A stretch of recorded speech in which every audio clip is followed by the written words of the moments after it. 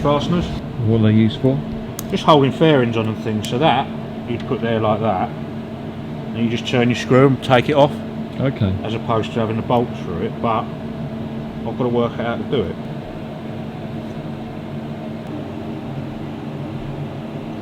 So if I put a slot in that tube, that'll do that, won't it? That just has to have a hole in it to do that.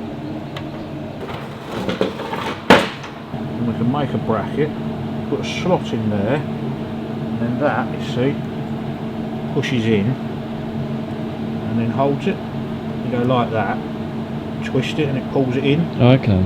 So by the time you've got your plate on the end of there with a hole in it, with that in there, you see.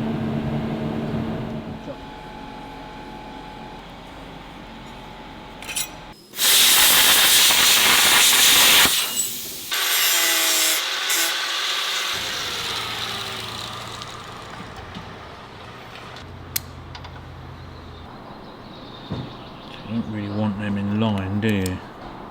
Fairing back on.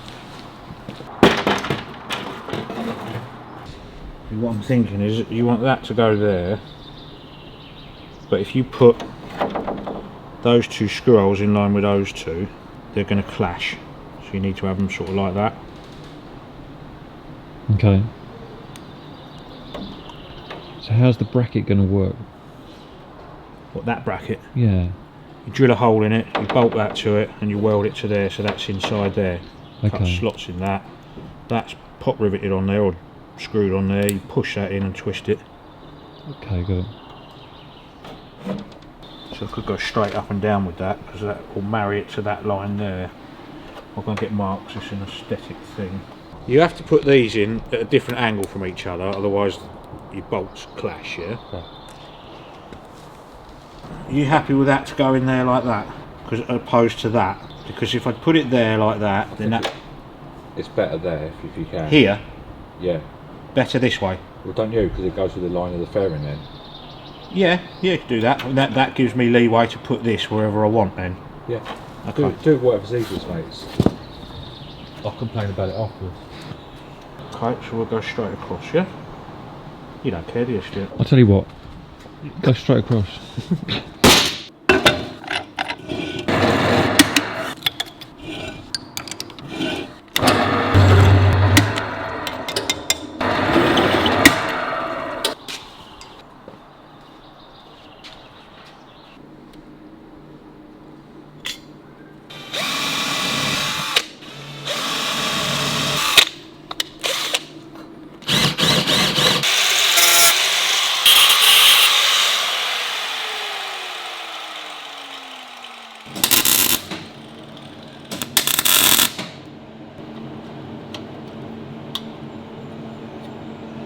Right.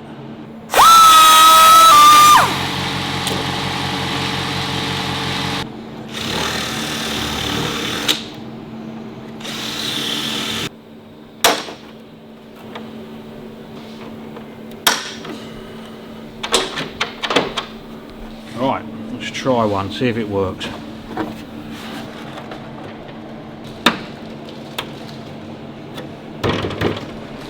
Nothing wrong with that. Should be sweet. It's good, isn't it? Yeah, I've just got to shave that off so it doesn't. We can put some sticky back foam on that, give it a nice bit of pack, but that's nice and tight now, Mark.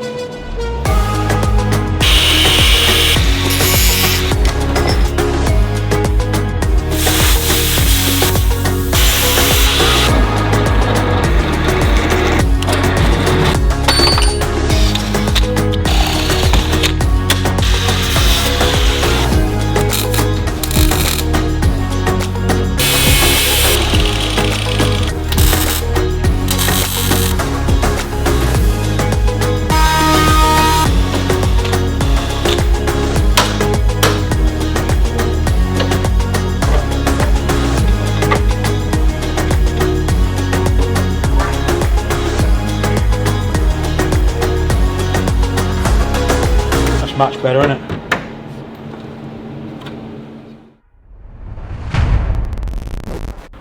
Right, you ready for a few questions then? Yep. Okay, so I'm going to start easy ones. Your nips, what type are they and where did you get them? Oh, I've had them years and years and years. I don't know, it just says made in England. Because you were going to get some more, weren't you? Because you said these are a bit knackered or blunt. They're getting there. You can sharpen them and tighten that up, but I can't remember the maker. I've had them 30 years. Alright. Yeah, I've had them for years and years. No, I honestly can't remember the maker. I had them when I was panel beating at Riverside. They've done you well then. Oh yeah. Right, when you're doing the WLA, is there a particular Bible book that you're using as a reference? So just the workshop manual from the army, because it was written for squaddies. Yeah, you can buy all these reproduced. It's TM9-1879. There's lots of different numbers of them. Some are just parts books, some are the actual complete army workshop manual. The complete army, no disrespect to squaddies, but it's written for idiots, so they're really easy to understand, you know. Yeah. You can just, it says do not do this, do not do that, blah blah blah blah blah. So yeah, the TM numbers ones, they're always good. And if you're doing a full restoration, you want Bruce Palmer III, How to Restore Your Harley Davidson. That gives you every nut, bolt, washer, the whole lot. And if you want to get a military Harley back right, you need the parts book, as we've done before, as you know, and that tells you every single nut, bolt, washer, what number it is. So then you can go and find them at places like 45 Forever or something in Europe, or at Willem van Boom or whatever his name was that we got a load of bits from. Okay. But they will have every single part number of a nut and bolt listed, which is if you want to get really anal with it. And sometimes you can have totally original parts, new old stock. See, people go down to restoring them, whereas not just a Parkerized nut, they want new old stock. Yeah. So it's genuine Harley all the way through. What do you do if you don't have a spark in your spark plug? What could that be? A dead spark plug?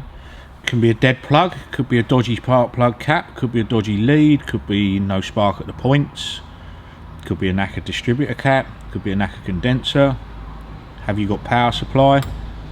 So the first thing to do, easy way of doing it, is get a brand new plug and try that first. Yeah. If that doesn't work, you check your power supply to your coil. If that's working, then you check your power supply from the coil to the distributor, make sure that's working. Then you make sure your points are working. Then you should get a spark, basically. Yeah. Cool. I'm going to go and get a roll. Bubonic plague. Bubonic plague. So this guy's got a 1936 Ford. He says, mine has a distributor problem. Water or moisture has got into the points and it's lost its spark. He's not sure what to do. Well, these guys, Van Pelt, they're everything flathead V8. Everything. There's two different types of distributor. There's a diving bell, what they call a diving bell one, with a coil on top. Okay. And then there's the crab style, which has a separate coil up on the engine. Yeah, he's talking about that. He says, I'm not sure if the coil or condenser is bad, or if it's just the points. He said also there's a patch on the passenger side of the engine right up underneath the head. The patch looks like to be old and looks to be some sort of marine epoxy material. There's been patching a crack of some sort. The previous owner of the car put a new aluminium radiator in it with a 16-pound pressure cap, and it blew the patch out and lost all coolant on that side of the engine. Yeah. I think it's possible to braze that crack and then repatch over the braze for extra security, but I think the engine would have to come out to do it. Yeah, you'd certainly have to take the engine out and strip it, and they can stitch weld, what they call stitch weld them. Depends how bad it is. It really does. They're renowned for it, flathead V8s, the overheating and popping cracks in them and all sorts of stuff. Yeah, he says from what I know, these early flatheads, the 32 to 37, were not pressurised cooling systems. No. Maybe 4-pound caps at most. I've considered on pulling the engine out and finding a replacement, but it's an original engine to the car, so I'm not sure what I should do. Well, there's no engine numbers on them, so you won't know if it's the original engine at all. You can tell it by style. Look, you got early, all years, small engine, so that'll give you all your dimensions of your strokes and bores, maximum horsepower, Should give you all the ID systems. Water pumps mounted in the heads. So you've got 1 and 2. So you've got number 1 that donates water pumps mounted in the head. Poured main bearings, which means it's got white metal bearings. Insert type main bearings, which is later on, look, from 1936 on. Yeah, there's all sorts of different stuff, you know. Like I say, they didn't have engine numbers on them. They were stamped into the back of the gearbox flange, not onto the bell housing. So it could be an engine out of anything, but this will tell you exactly what block you've got. 33, 34, non-ventilated block, ventilated type for 35 and 36. There's all different bits and pieces you can go through. So it does tell you all the different parts. Okay. So you can verify then that it is a 1935 or a 1936 engine. Next week on the workshop. So what I was going to do this morning is take this off, try and dress that edge up a bit, and basically you put a big lump of wood across there and hit it with a club hammer.